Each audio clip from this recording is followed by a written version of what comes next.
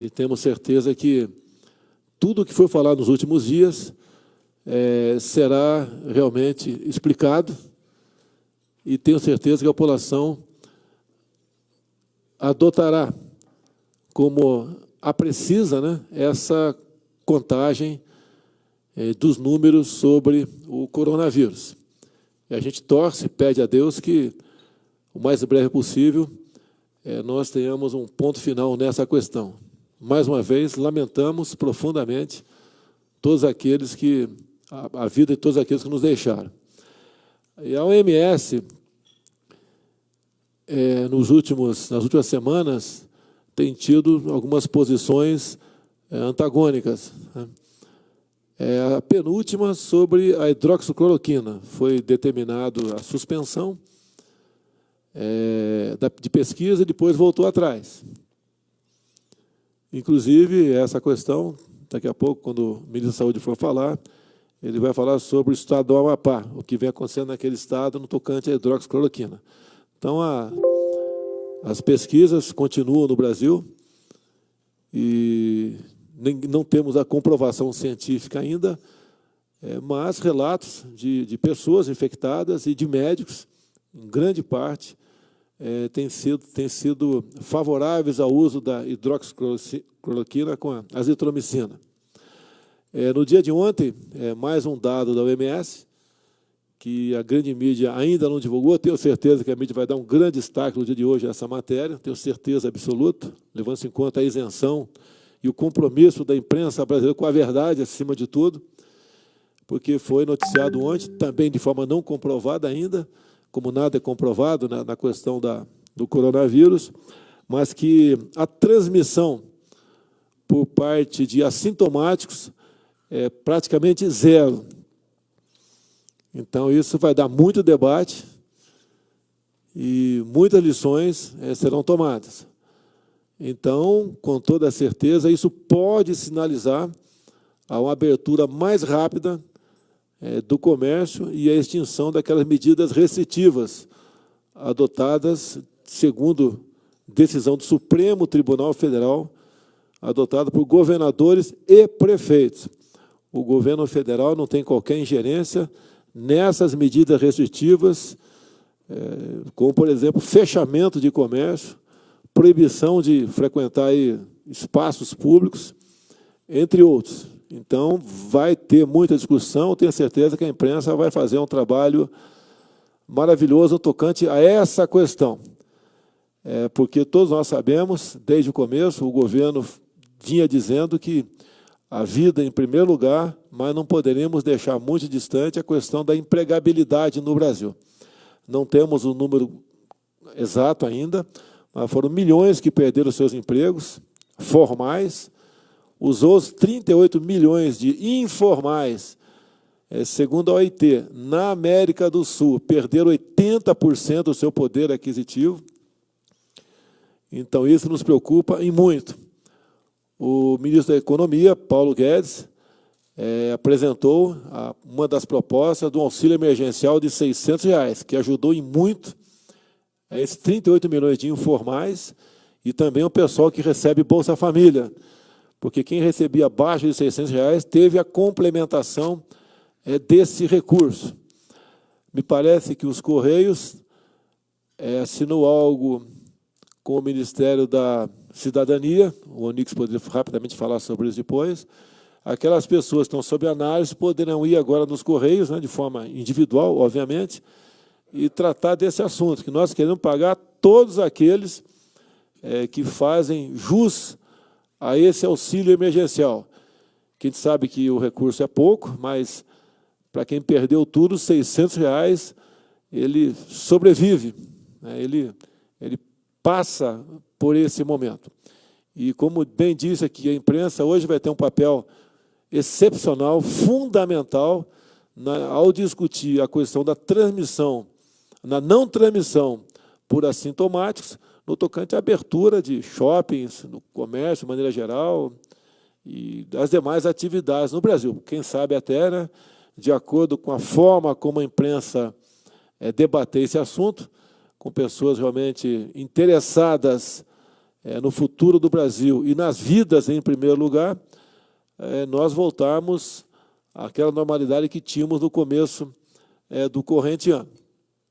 Então, assim sendo, o governo federal espera realmente algo de concreto nas próximas horas, nos próximos dias, e será muito bom não é apenas para o Brasil, é para o mundo todo. E também a OMS vai, com toda certeza, falar sobre as suas posições adotadas nos últimos meses, que levou muita gente, em especial aqui no Brasil, a segui-la de forma quase que cega.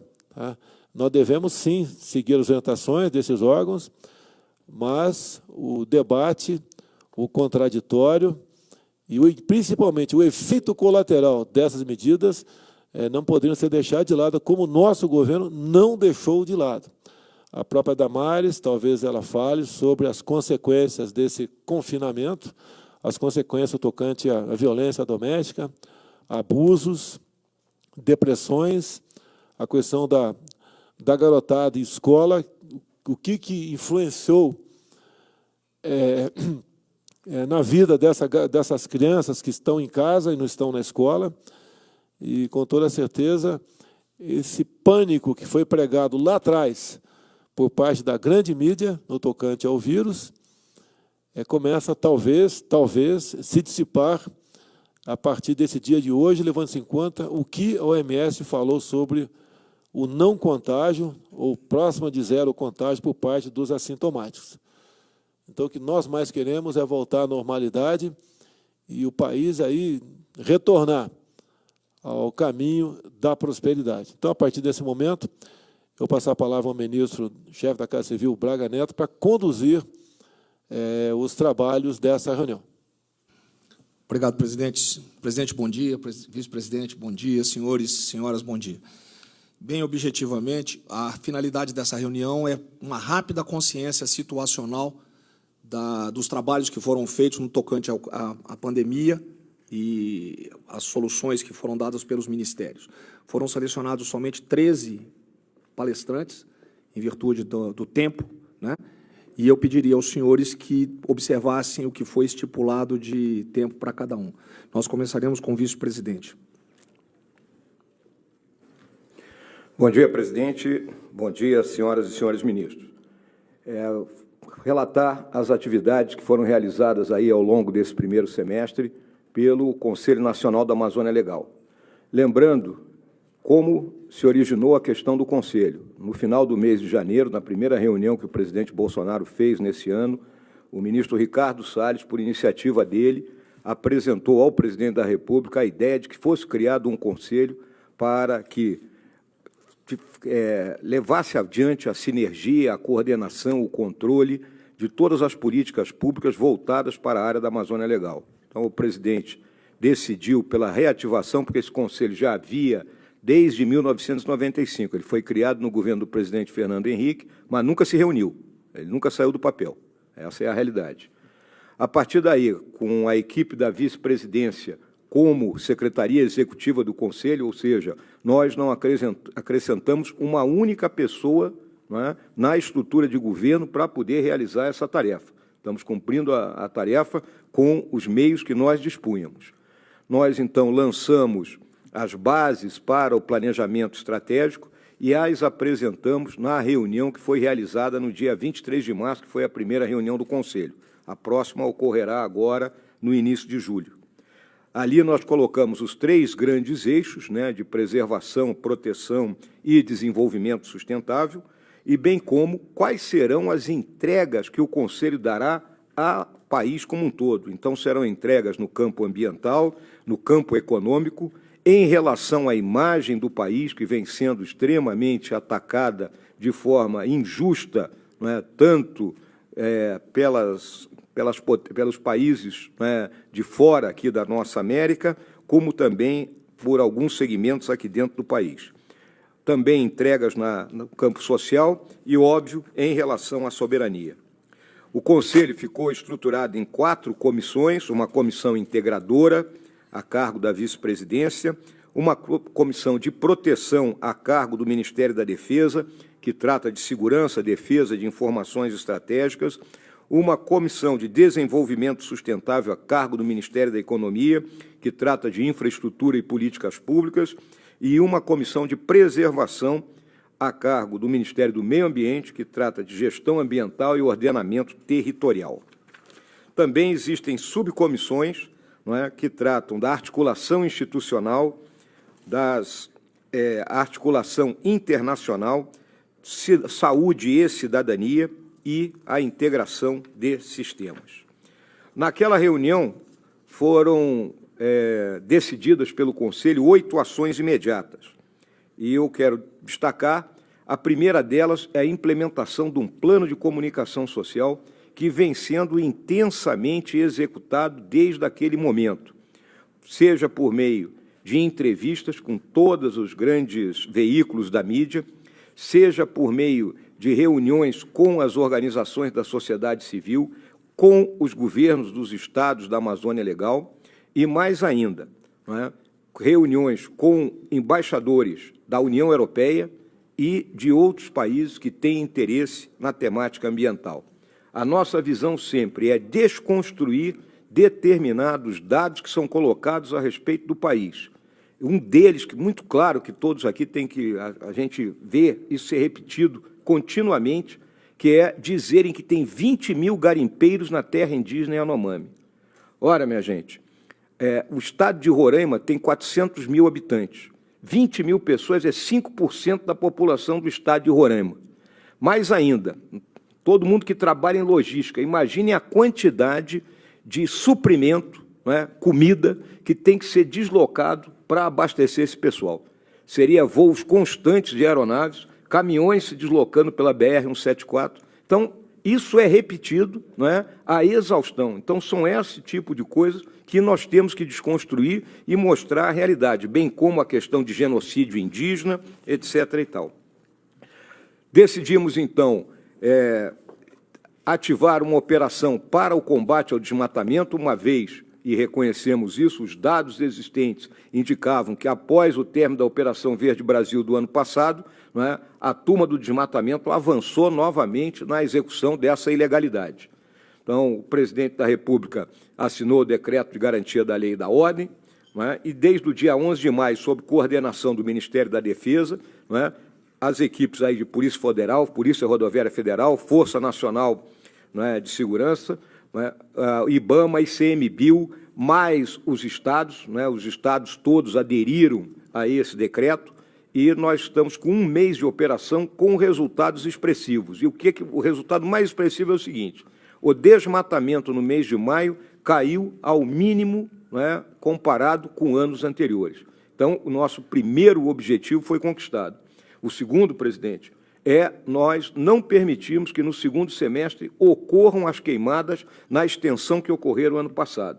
Então, a meta para o nosso governo é, pura e simplesmente, termos um número de queimadas inferior ao mínimo histórico. Esse é o nosso objetivo para o segundo semestre. Além disso, não é, estamos avançando no planejamento para as políticas que levem à exploração sustentável da floresta amazônica, não é, em coordenação o tempo todo com os governos dos estados da Amazônia, que têm aceitado de forma extraordinária, não é, toda a nossa interação que tem sido feita, e o apoio que todos os ministros têm colocado. Lembro ainda que precisamos avançar na questão da regularização fundiária, que é um trabalho da equipe da ministra Tereza Cristina, porque se a gente não resolver o problema da destinação da terra, nós vamos passar eternamente num jogo de gato e rato na Amazônia. E aí a importância da aprovação do PL 2633, que está lá no Congresso, que é uma evolução da MP 910, que o senhor tinha apresentado. Então, essas foram as ações principais do Conselho, o trabalho tem sido constante, mas os resultados estão sendo extremamente positivos, e eu agradeço a todos os ministérios que estão envolvidos, e brevemente, então, no início do mês de julho, estaremos fazendo a nossa segunda reunião com novos assuntos a serem debatidos e decisões a serem submetidas ao presidente da República. Obrigado. Obrigado, senhor vice-presidente. Agora, a Casa Civil, por favor, primeira transparência. Senhores, Em objetivo também, o governo federal tem sido proativo nos assuntos relacionados à pandemia. Foi instituído o Comitê de Crise para Supervisão e Monitoramento dos Impactos.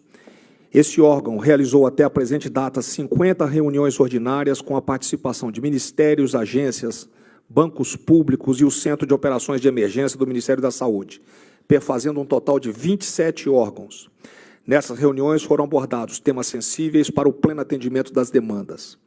Foram encaminhados 87 documentos, 87 solicitações, com a finalidade de articular a ação governamental e assessorar o presidente da República sobre a consciência situacional da pandemia.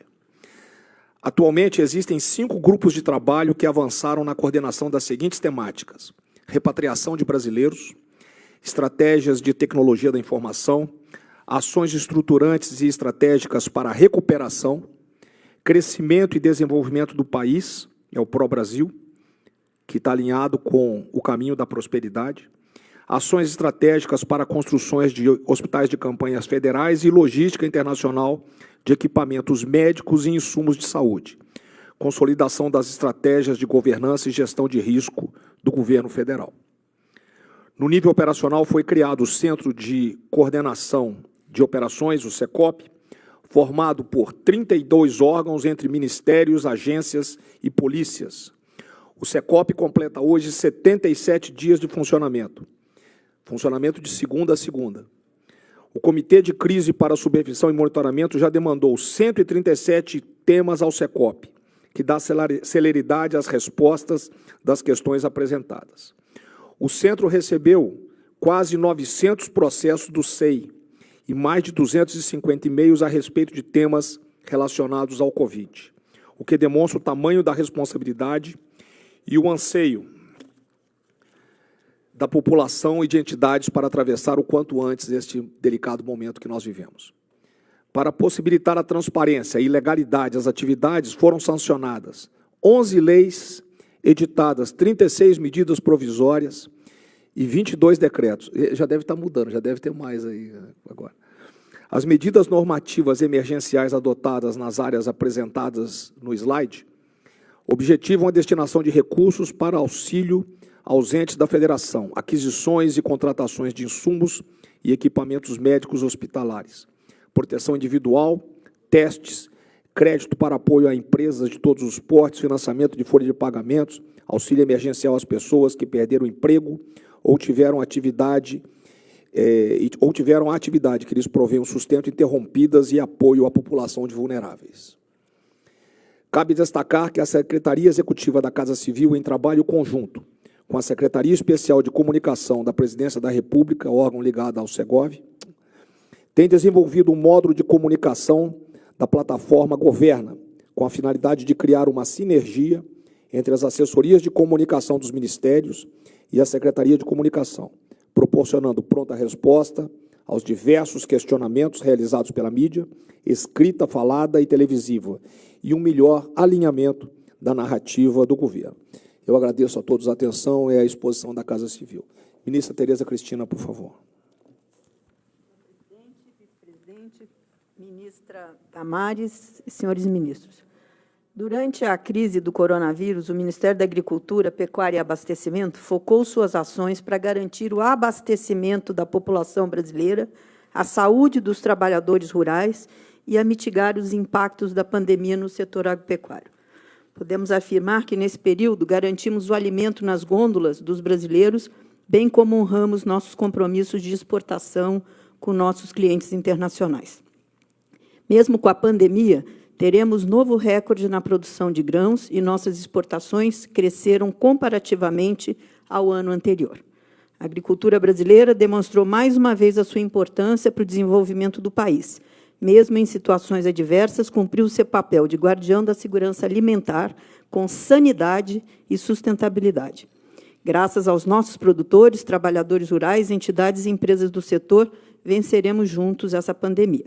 Para enfrentar a crise, o MAPA criou internamente um comitê de crise, bem como atuou intensamente no comitê de coordenação de operações da Casa Civil, que foi fundamental para as ações alcançadas. Parabenizo aqui a liderança da Casa Civil, ministro Braga, nesse processo. Uma das ações iniciais que tomamos foi a publicação da Portaria 116 de 2020, que detalhou e especificou as atividades essenciais para garantir o funcionamento do setor e o abastecimento da população. Foram elaboradas também recomendações técnicas para diversos setores, com diretrizes na prevenção da contaminação nos locais de processamento, beneficiamento, transporte e comercialização dos produtos. Destacam-se as recomendações para o funcionamento dos frigoríficos, do transporte de alimentos, colheita de culturas perenes, feiras livres e sacolões. Diferentemente de outros países, o Brasil não sofreu grandes interrupções ou impedimento no funcionamento do setor. Isso foi essencial para a normalidade no fluxo de abastecimento da nossa população. Quanto a esta conquista, faço aqui um especial agradecimento a todos os ministérios que trabalharam em conjunto com o MAPA, em especial a Cidadania, Economia, da Mulher e Família, Direitos Humanos, Infraestrutura e Saúde. No âmbito da política agrícola, entre diversas ações, destacamos a publicação da Resolução 4.801 do Conselho Monetário Nacional, que permitiu prorrogar prazos e capitalizar os produtores afetados pela crise. Foram antecipados, no recurso para o Garantia Safra, o valor de 73,3 milhões, beneficiando mais de 120 mil famílias no campo, principalmente no Nordeste. Anteciparemos também os recursos para o setor cafeeiro, para colheita, estoque e armazenamento. Serão 5,7 bi via Funcafé, cuja liberação já iniciamos, senhor presidente. Estamos apreensivos quanto ao impacto desta crise nas populações mais vulneráveis. Por isso, nossas ações priorizaram os pequenos produtores, agricultores familiares e as comunidades tradicionais. Destacamos a destinação de 500 milhões para o Programa de Aquisição de Alimentos, PAA, em conjunto com o Ministério da Cidadania, Economia e a Conab. Setores que sofreram maior impacto, como os hortifrutigranjeiros e a cadeia produtiva do leite, foram priorizados neste programa. Dos recursos mencionados, 130 milhões foram destinados ao PA Leite, no semiárido, e 220 milhões serão destinados para os estados via Conab, programa que já está em pleno funcionamento. A manutenção dos recursos do Plano Nacional de Alimentação Escolar do Ministério da Educação, em conjunto com o Fundo Nacional de Desenvolvimento Escolar, o FNDE, para aquisição e doação de cestas, foi fundamental, senhor ministro. Em conjunto com o Ministério da Mulher, Família e Direitos Humanos e a Conab, iniciamos já a entrega de cestas básicas a comunidades tradicionais em diversas reuniões do país. Foram 7 mil toneladas de alimentos, com investimento total de 26,4 milhões para auxílio a essas comunidades isoladas. Todas as informações dessas ações do MAPA encontram-se em nosso website, com espaço dedicado única e exclusivamente para informar o produtor rural e todos os elos das cadeias produtivas quanto às ações do governo federal durante o enfrentamento desta crise. Muito obrigada. Muito obrigado, ministra. Ministra Damares, por favor. Ministro, nós estamos na coordenação das ações voltadas para o público vulnerável, classificando como vulneráveis para o coronavírus os povos tradicionais, os idosos e a população de rua. Vou focar na população e comunidades tradicionais. Comunidades tradicionais, desde dos anúncios do que estava acontecendo em outros países, nos antecipamos no final de janeiro, com determinação já da imediata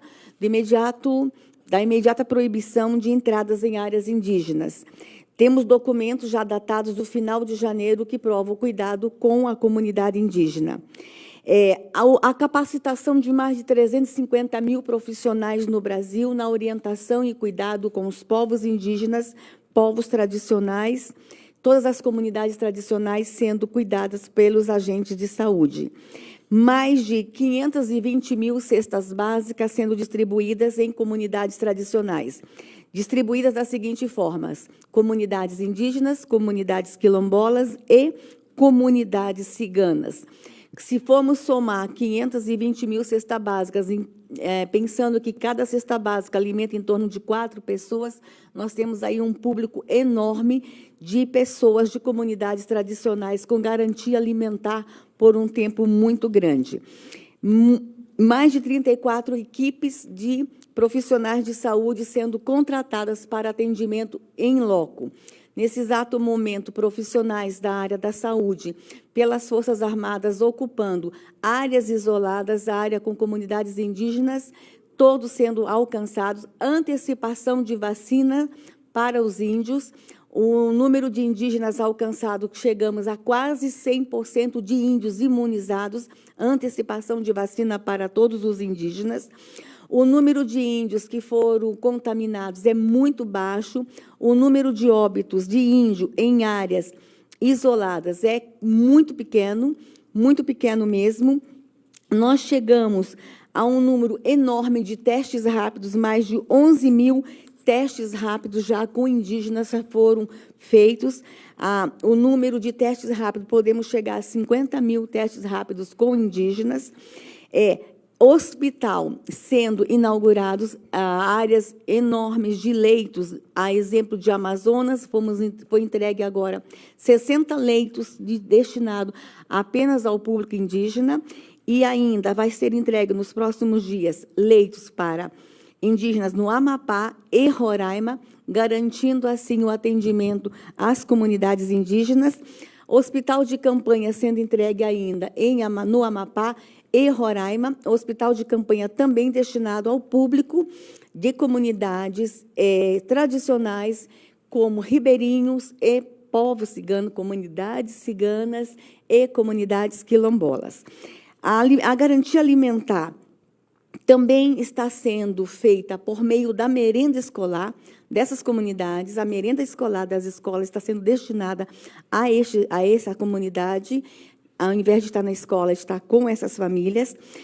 Algumas cidades bem isoladas, que não têm uma agência bancária, numa ação conjunta com a Caixa Econômica e o INSS, aqui um agradecimento especial à Caixa Econômica e o INSS, que estão destinando as suas embarcações para estar indo conosco, onde o saque vai ser feito junto com Caixa Econômica e INSS nos barcos, fazendo com que este povo tenha acesso ao cadastro e o saque imediato. Essa é uma ação inédita, em que ninguém está ficando para trás, ninguém dos povos e comunidades tradicionais. Dessa forma, estamos cuidando deles. Com relação aos idosos, o Brasil é um dos poucos países no mundo, no continente, é o único que teve a preocupação com as ILPIs. Nenhuma instituição de acolhimento de idosos no Brasil ficou para trás. Todas receberam aporte financeiro e o cuidado e a visita da equipe de saúde da família. Nenhum idoso ficou para trás no Brasil. E vamos continuar o atendimento e a visita aos idosos até janeiro nas unidades de longa permanência. Os idosos que eram considerados os vulneráveis para o coronavírus no Brasil, foi inédito o que aconteceu. Não há notícias de idosos morrendo abandonados no Brasil neste momento de pandemia. O Brasil deu um show no atendimento a essa população vulnerável, e isso é um exemplo, o mundo todo está olhando para o Brasil. Até o Alô Vovô, o Brasil entregou. Idosos têm um serviço para ligar e conversar, de noite, de madrugada, se estivesse sentindo sozinho. O governo federal criou, inclusive, um telefone para conversar com idosos que estavam se sentindo sozinhos e com medo nesse período de pandemia. Mas nós temos um grande problema no Brasil, que é com relação à violência doméstica. A violência doméstica, ela explodiu no Brasil. Nós já temos números, por exemplo, no estado do Acre, 600% foi o aumento de violência contra a mulher. Nós temos alguns outros estados que apontam em torno de 400%, foi o que o nosso presidente falou. E a nossa preocupação agora é com o pós-pandemia. A nossa preocupação, inclusive, é com a violência contra a criança. Os números que a Ouvidoria Nacional de Direitos Humanos apontam que a violência contra a criança diminuiu. A denúncia. Vamos celebrar, ministros? Não. Vamos nos preocupar. A mulher está conseguindo denunciar, porque o Brasil foi o único país que, na pandemia, entregou um aplicativo. A mulher pode denunciar de forma silenciosa por meio de aplicativo. Nos antecipamos, mas a criança nem aplicativo usa.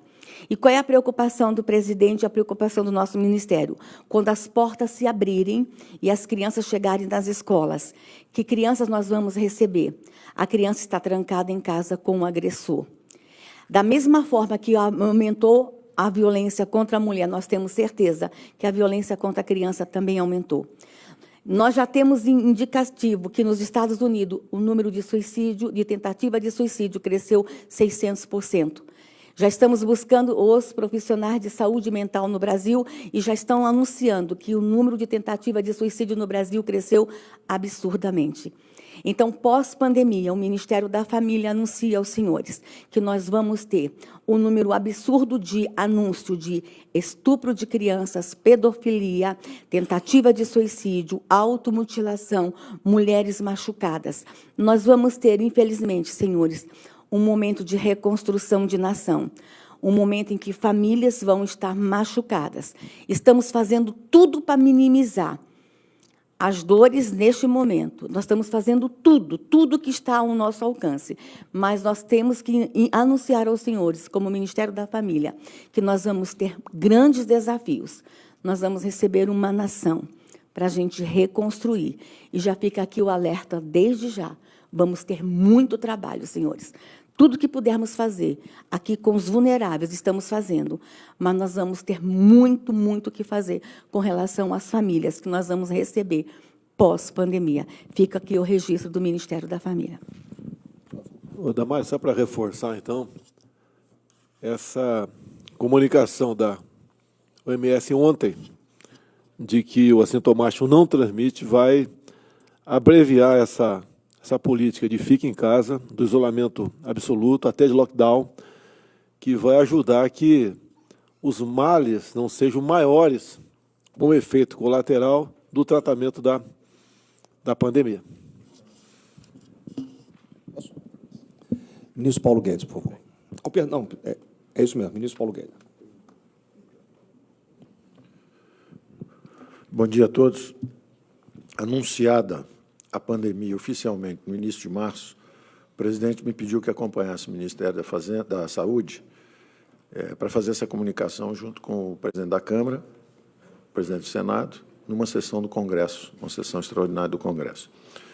Chegamos lá e imediatamente conseguimos 5 bilhões iniciais, e eu até na ênfase e no esforço do momento de pegar aquele recurso que era objeto de uma disputa política, eu disse, bom, esses 5 bilhões já vão nos ajudar a pulverizar o coronavírus. Não que eu pensasse que fossem só os 5 bilhões, mas era um uso muito melhor para aquele dinheiro do que a disputa política, na época que estava havendo em torno de uma emenda de relator.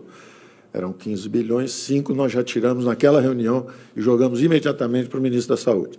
Ali começou uma grande escalada em busca de recursos ainda infraconstitucionais, porque não havia o espaço constitucional para nós gastarmos. Então, o que fizemos imediatamente, primeiro movimento, Banco Central reduzindo compulsórios, 200 bilhões. Logo em seguida, Caixa Econômica Federal anuncia linhas de crédito 100 bilhões. BNDES anuncia linhas de crédito 50 bilhões. São 350 bilhões nas primeiras semanas de linhas de crédito em bancos públicos oficiais e redução de compulsório para os bancos privados. Imediatamente, atenção para os idosos e mais vulneráveis. 150 bilhões em antecipação de benefícios a pensionistas e aposentados, assim como diferimento também de recolhimento de Simples e de FGTS para as pequenas empresas. Então, imediatamente atacamos com o espaço, ainda no espaço infraconstitucional, como ajudar pequenas e médias empresas, diferindo impostos e antecipando recursos para os idosos e os mais vulneráveis. Supremo e a Câmara, e o Congresso e o Senado, abriram, então, o espaço constitucional para os gastos. Imediatamente, o presidente lançou o Nenhum Brasileiro Fica para Trás, o auxílio emergencial. 150 bilhões exatamente para os mais frágeis brasileiros, os desassistidos. os invisíveis, os mais vulneráveis que precisariam de recursos. Se fosse para ficar em casa, como é que eles iam comer? Como é que eles iam se sustentar durante 1, 2, 3 meses? O presidente, então, lançou o auxílio emergencial, foram 150 bilhões, e seguidos logo depois de uma outra transferência também importantíssima, que preservou 10 milhões de empregos nos mercados oficiais. Ao mesmo tempo que em 38 milhões de brasileiros foram lançados ao descoberto, completamente abandonados, e o presidente, então, nos ajudou a formular esse programa de auxílio emergencial, havia também, no mercado formal, a importância de preservarmos empregos. Nas últimas 6, 7 semanas, nos Estados Unidos, foram destruídos 32 milhões de empregos no mercado formal, e no Brasil foram preservados, registrados, cadastrados, a manutenção de 10 milhões de trabalhadores, graças ao programa que chamamos de BEM, os benefícios emergenciais. A empresa negocia, renegocia o salário, e o governo entra bancando a diferença, pagando uma parte da diferença, de forma que a empresa, em vez de demitir, ela reduz um pouco o salário e o governo suplementa. Chamamos até de um programa de suplementação de salários. Foi muito bem sucedido esse programa, e com esses 150 bilhões, por um lado, para o auxílio emergencial, e mais 50 bilhões, por outro, para manutenção de emprego, já chegamos, então, a 700 bilhões de reais, lançando uma camada de proteção para salvar vidas e preservar empregos. Até esse momento, nós já éramos, do ponto de vista de esforço fiscal, o país emergente com o maior número de gastos, o maior volume de gastos para combate ao coronavírus. Nós gastamos 2 vezes a média dos países emergentes e nós gastamos 10% acima da média dos países avançados. Enquanto estavam dizendo aqui que o Brasil não fazia nada contra a crise. Nós estamos gastando o dobro dos emergentes, 10% acima da média dos avançados, e sendo criticados porque não estávamos fazendo nada. Bom, imediatamente após, já tínhamos, então, totalizado 700 bilhões de gastos. Imediatamente após, fizemos a articulação com estados e municípios. Já tínhamos mandado, antes desse acordo agora, recentemente celebrado com estados e municípios, 50 bilhões para estados e municípios. O presidente sempre disse, o dinheiro tem que ir para a ponta, para onde o povo está. Isso estava totalmente compatível com o nosso programa de Mais Brasil, com o nosso programa de fortalecimento do Pacto Federativo. Então, nós já tínhamos colocado aí quase 50 bilhões em estados e municípios. 10 bilhões foi uma transferência imediata, fundo a fundo, Fundo Nacional de Saúde, para os fundos estaduais e municipais, imediatamente. 8 bilhões, na verdade. Depois, 2 bilhões para o Sistema Único de Assistência Social, totalizando 10 bilhões. Mais 16 bilhões de fundo de participação de estados e municípios. Ou seja, apesar da nossa receita cair, nós garantimos a mesma transferência que fizemos o ano passado para estados e municípios, exatamente para compensar a queda de arrecadação deles, parcialmente. Então, já tínhamos aí mais 26 bilhões. Mais 20 bilhões de securitização, que era um pedido dos governadores. Tínhamos incluído também, antes, 1.200.000 famílias no Bolsa Família, exatamente porque entre essa dúvida de fraude ou não, existe sempre um processo criterioso para conceder, e existe uma fila de 1.200.000 brasileiros desassistidos, e nós imediatamente preferimos errar pelo excesso. Bota todo mundo para dentro, depois a gente vê se tem fraude, em vez de ir apurando se tinha fraude para conceder o Bolsa Família. 1.200.000 famílias incluídas em 24 horas no programa. E, além disso, colocando os recursos nos estados e municípios, esses 50 bilhões que nós colocamos. Os governadores vieram, de novo, conversar com o presidente, mesmo depois de nós já termos concedido isso, e, de novo, demos mais 60 bilhões para estados e municípios, mais a rolagem automática de dívida com bancos públicos e outras medidas, como facilitar para os municípios a renegociação de recolhimento da Previdência. Isso tudo totalizou quase 180 bilhões de reais. Então, o Brasil já tinha gasto, a essa altura, 880 bilhões. E aí lançamos as camadas de crédito também, como primeiras reduções de compulsório. Apesar de nós aumentarmos o crédito, em geral, o crédito estava subindo bastante. Os bancos privados aumentando o crédito, até um pouco mais que os bancos públicos, apesar de todas as críticas. Daí aquela expressão que eu usei para o nosso Banco do Brasil, na ocasião, porque os bancos privados estavam expandindo até mais do que os bancos públicos, o que não é aceitável. E nós fizemos alguns reparos aos programas de crédito também, por uma razão muito simples. Porque, apesar de nós aumentarmos muito o crédito na economia, a verdade é que a necessidade de capital de giro, com a interrupção dos negócios e o isolamento, quadruplicou, quintuplicou. O Brasil todo estava sendo asfixiado por falta de capital de giro. Então, por mais que subisse o crédito, não era ainda o suficiente. Então, lançamos mais camadas de crédito. Essa semana mesmo vamos estar anunciando, o presidente do Banco Central vai anunciar o aperfeiçoamento de vários programas, passamos 2, 3 semanas trabalhando intensamente, e ele vai lançar novos programas, da mesma forma a Caixa Econômica, da mesma forma o BNDES e o Banco do Brasil. Então, vem aí mais 36 bilhões, já existiam 36 bilhões do folha de pagamentos, não estavam funcionando, os canais estavam entupidos, nós estamos desentupindo, o presidente do Banco Central vai anunciar isso essa semana, como é que nós vamos desentupir isso, mais 15,9 bilhões de FGO, que nós dizemos, na verdade, pela primeira vez, 3 milhões e 200 mil contribuintes, pequenas empresas ou pequenas pessoas jurídicas, que sempre pagaram o simples, sempre recolheram impostos, sempre foram chamados para a Receita para contribuir, dessa vez estão sendo chamados pela Receita para receberem até 30% do faturamento médio mensal dos últimos 12 meses. Vão tomar um susto, ser chamado pela Receita, falando assim, olha, eu tenho dinheiro para você aqui, para o seu capital de giro, para você aguentar essa crise, enquanto está todo mundo trancado em casa. Então, 3 milhões e 200 mil microempresários vão ser chamados, são 15,9 bilhões para eles, também está saindo agora essa semana, mais 20 bilhões do FGI, que alavancados pelo sistema bancário, pode chegar a 100 bilhões, também para o pequeno e médio. Tudo isso em reação ao pedido da sociedade que o dinheiro não estava chegando na ponta. Se não está chegando na ponta, nós vamos empurrar mais até chegar. Então, quando você soma isso tudo, dá quase 1 trilhão, são 900 bilhões de recursos que estão aí.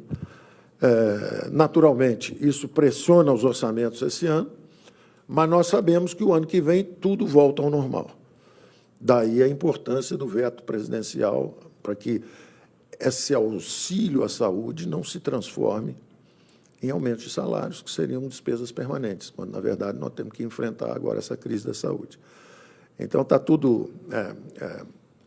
Isso é a síntese do nosso esforço até agora. Isso tem um documento aí de umas 40 páginas, depois vai ser distribuído para todos os senhores, também para a imprensa. Agora, o mais importante são os próximos passos, e o presidente também já determinou quais serão esses próximos passos. O presidente já lançou e comunicou isso, que por 2 meses nós vamos estender o auxílio emergencial. Nós estamos num nível de emergência total, a 600. Nós vamos começar agora uma aterrissagem, com uma unificação de vários programas sociais e o lançamento de um Renda Brasil, que o presidente vai lançar, porque aprendemos também, durante toda essa crise, que havia 38 milhões de brasileiros invisíveis e que também merecem ser incluídos no mercado de trabalho. Vamos lançar um programa verde e amarelo, que o presidente, durante a campanha, já tinha dito, há regimes onde tem muitos direitos e pouquíssimos empregos. E há 40 milhões de brasileiros andando pelas ruas sem carteira assinada. Só que agora nós sabemos quem eles são. Nós digitalizamos e temos o endereço de cada um. E nós vamos formalizar esse pessoal todo, porque eles são brasileiros como todo mundo e eles eram invisíveis. Então, nós vamos estar lançando isso daqui a pouco. Então, o primeiro passo, vamos lançar essa camada de proteção com a extensão do auxílio emergencial por 2 meses. Enquanto isso, organiza-se a volta, o retorno seguro ao trabalho, dentro dos bons protocolos. Esse é um outro trabalho que a economia, durante esse período, fez também, quer dizer, junto com o Ministério da Saúde, pegando os protocolos no mundo inteiro. E há exemplos, inclusive no Brasil, de indústria de construção civil que manteve 93% da capacidade operando, 55 mil trabalhadores e menos de 20 mortes por coronavírus, exatamente porque estavam medindo temperatura, testando, tratando e monitorando com bons protocolos. Então, vem a nova fase aí, uns 60 dias, a gente espera que esses 60 dias, pelo menos, de auxílio emergencial que o presidente está estendendo, que nesses 60 dias haja essa organização de retorno seguro ao trabalho e depois entramos, então, numa fase, finalmente, de decolarmos novamente, atravessando as duas ondas. Esse é o desafio à frente. Obrigado. Muito obrigado, ministro. Ministro da Defesa, ministro Fernando. Perdão, Relações Exteriores, Ernesto. Bom dia, presidente, vice-presidente, senhores ministros. Ações do Itamaraty no contexto da Covid. Queria começar falando do que é, certamente, a maior operação de apoio a brasileiros na história do Itamaraty, que é a operação de repatriação. Até o momento, nós já repatriamos mais de 33 mil brasileiros, sendo mais de 24 mil por via aérea e mais de 9 mil por via terrestre. Esses por via aérea foram por 31 voos fretados até o momento pelo Itamaraty. 87 países foram objeto dessa operação, ou seja, trouxemos brasileiros de 87 países, mobilizamos 117 embaixadas e consulados, mais de 300 servidores aqui no Brasil trabalhando diretamente nisso e centenas de outros servidores trabalhando no exterior. Essa repatriação, quando nós vemos o quadro, mostra claramente que não deixamos e não estamos deixando nenhum brasileiro para trás.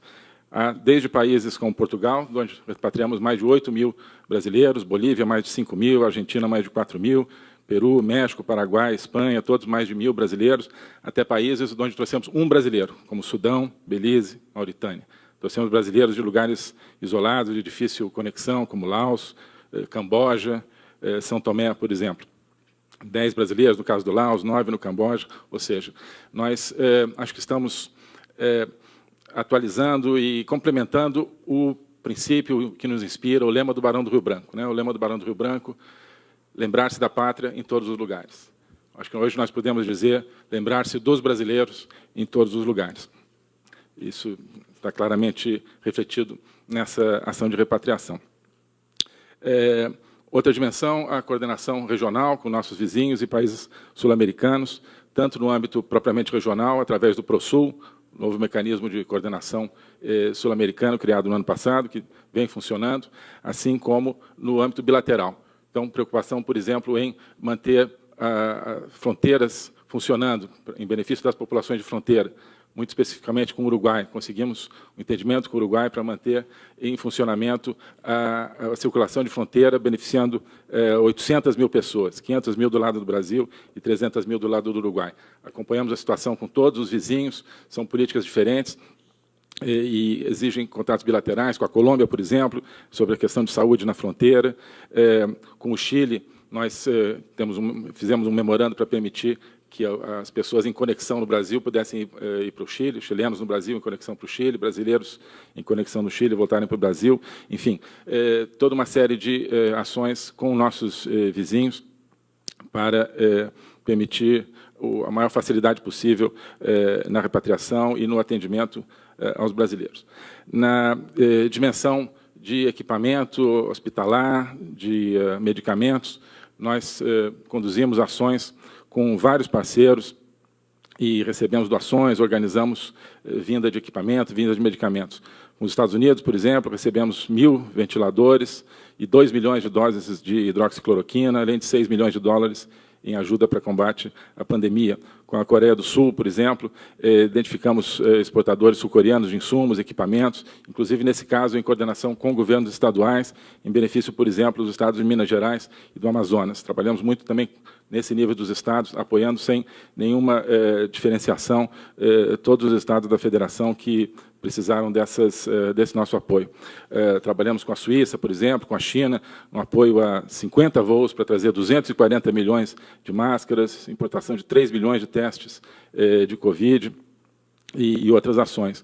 Com a Índia, graças a contatos tanto do presidente com o primeiro-ministro da Índia, quanto meus, com o chanceler indiano, conseguimos a liberação de quase 4 toneladas de insumo para a hidroxicloroquina. Estamos trabalhando para liberar mais 9 toneladas.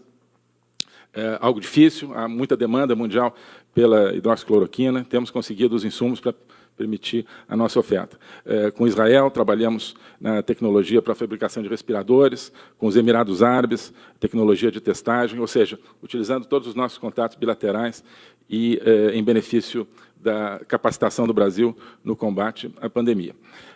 Outra dimensão que já foi mencionada aqui, OMS. Itamaraty, claro, sempre em coordenação com o Ministério da Saúde, Itamaraty acompanha o papel da OMS, com muita preocupação, né? Falta de independência da OMS, aparentemente, falta de transparência e coerência, sobretudo, falta de coerência no posicionamento, na orientação sobre aspectos essenciais. Então, na origem do vírus, no compartilhamento de amostras, no contágio por humanos, nos modos de prevenção, na quarentena, no uso da hidroxicloroquina, na indumentária de proteção e agora na transmissão